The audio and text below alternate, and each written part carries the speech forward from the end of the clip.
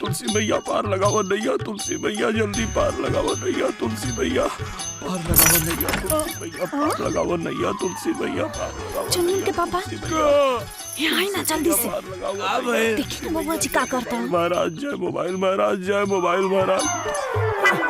तुलसी मैया हम अपना बाबूजी के चक्रव्यूह में फंस गइल बानी और अगर 1 महीना के भीतर उ करोड़पतिया देवी के फोन ना आइल तो हम अपन झूठ टरकावे वाला बात में खुदे फंस जाई और इस सुंदर सुशील लड़का के गोबर पोते वाली लड़की के साथ पूरा जीवन बितावे के पड़ी जौन हम बिल्कुल नहीं की चाहत। तुलसी मैया पार लगावा हमार नैया, अब तो बस तोरे भरोसा बा माई, हमार मिलास होके से बचा ला प्लीज।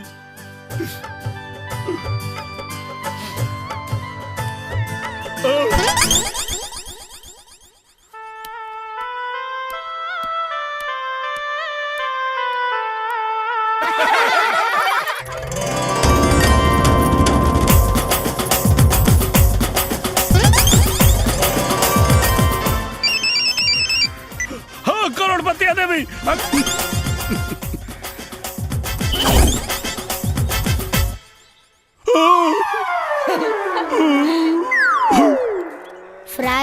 फ्राइडे सैटरडे आ दा हमरा के जोर से लगल बा।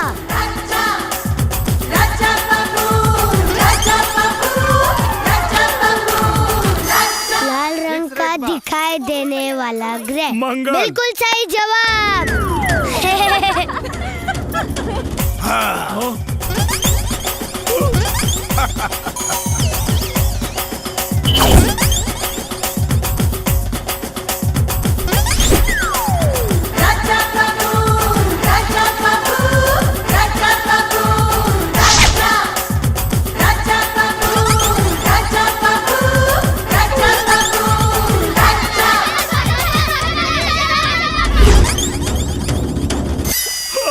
बाजा ए देवता बाजा, ना तो हमार किस्मत फूट जाई। अरे अब ना बजबा तो कब बजबा? ओए चाचू अभी फोन नहीं बाजी, अब तो सिर्फ सहनाई बाजी, सहनाई तोरे बिया के।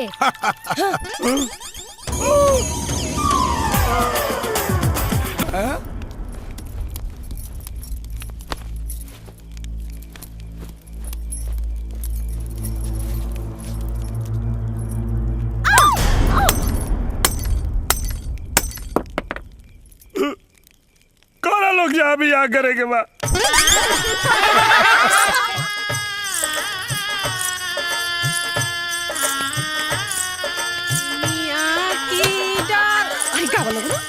निमिया की डार मैया डालेनी छलुआ हो की झूरी झूरी।